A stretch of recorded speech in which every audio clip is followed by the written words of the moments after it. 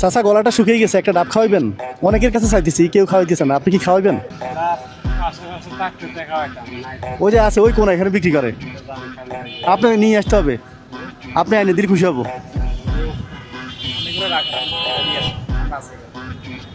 আচ্ছা যান, একটা ডাব নিয়ে আসেন, যদি খাওয়াইতে মন চায় আর কি।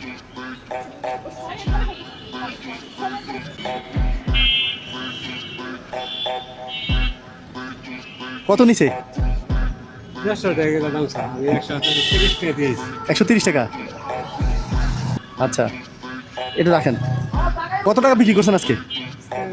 200-300 টাকা বিক্রি করছি, তো 200-300-র মধ্যে 130 টাকা দিয়ে দিলেন। হ্যাঁ, আপনি লাস্ট কবে ডাব খাইছেন? আমি অনেকদিন আগে শুনেন শুনেন, এক মিনিট দাঁড়ান, দাঁড়ান, ধরেন এটা আপনি খান, খান খান।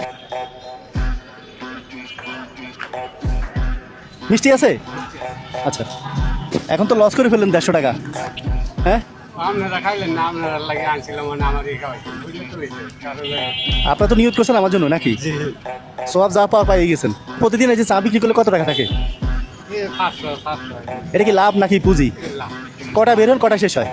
ধরেন 10টা-9টার দিকে বাইরে, তো আবার 9টা-10টা লাগে। মানে 12 ঘন্টা লাগে 500 টাকা বিক্রি করতে?